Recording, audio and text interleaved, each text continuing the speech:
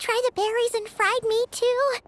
Paimon's getting hungrier and hungrier every time someone mentions it. Oh! Sorry about that. Paimon wasn't watching where she was going. Please, there's no need to apologize.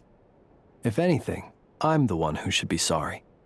Clearly, I shouldn't have gotten lost in my thoughts in the middle of a hallway. Wait a sec. Are you staying in the room next to ours? Ah, quite the perceptive one, I see. First things first, allow me to introduce myself. My name is Kyryll Chudamirovich Flins, but please, just call me Flins. Whoa, that's an impressively long name for sure. Ah, is that so? Names like mine ought to have been fairly common in Snezhnaya, at least in the past. Would I be correct then to assume that the two of you are travelers in this land? Yep, you sure would be. Paimon is Paimon, and this is the Traveler. We've been to a bunch of nations already, but we only just arrived in Notcry today.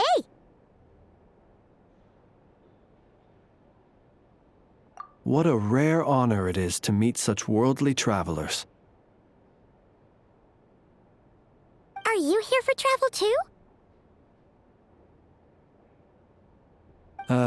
If only I had the time to spare. No, I'm just staying the night. Oh, so you're here for business? That's certainly one way to put it.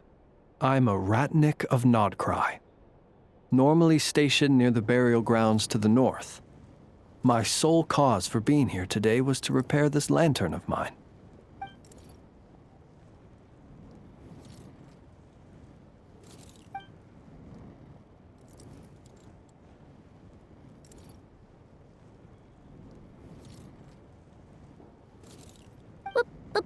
Burial grounds? Your surprise is entirely understandable. Most people cannot even begin to fathom the idea of a life surrounded by tombstones and decay. But if you've heard of the calamitous abomination that is the Wild Hunt, you'll know that in their wake they bring a host of souls tainted by abyssal filth. That then is why we are stationed by the burial grounds, to hold the line where it is most vulnerable. Oh, so it's all about fighting against the abyss. Oh, sounds like a tough job. I thank you for your concern. But in truth, I've long since grown used to it.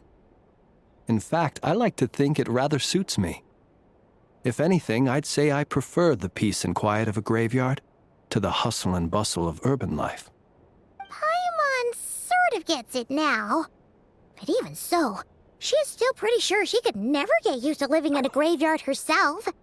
For one thing, she'd be too scared to fall asleep at night. Oh, I assure you, there's no need to worry on that account. The kind of ghosts you find in cemeteries aren't too big on talking. But even when they do, they're usually far more discreet than the living. Well, would you look at that? Who'd have thought we'd end up chatting this long? Must have a lot in common, huh? Forgive me, but I must excuse myself, for the time of my appointment draws near. And in terms I'm sure you'll understand, a lanternless ratnik is like a mapless traveler. A serious conundrum indeed. Oh, sure. In that case, you go right ahead. We won't keep you any longer. Not at all. Should the opportunity present itself, I'd gladly continue our conversation another time. You're always welcome to come visit my grave. The grave I stand watch over. Your visit would bring much-needed light to that place of final rest. Right. Well, if we get the chance. Then allow me to wish you a traditional ratnik's farewell. See you by the graveside.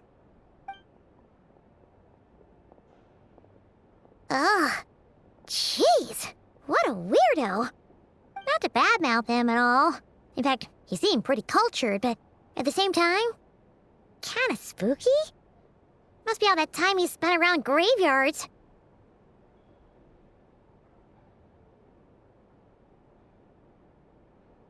His lantern? No, not really. You mean, 'cause it was broken? Huh. Guess you've always had a nose for stuff like this.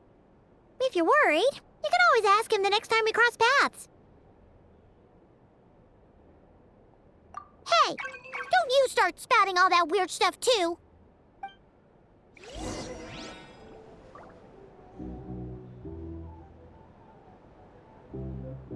It's so noisy here. Back in my day, we'd... Uh,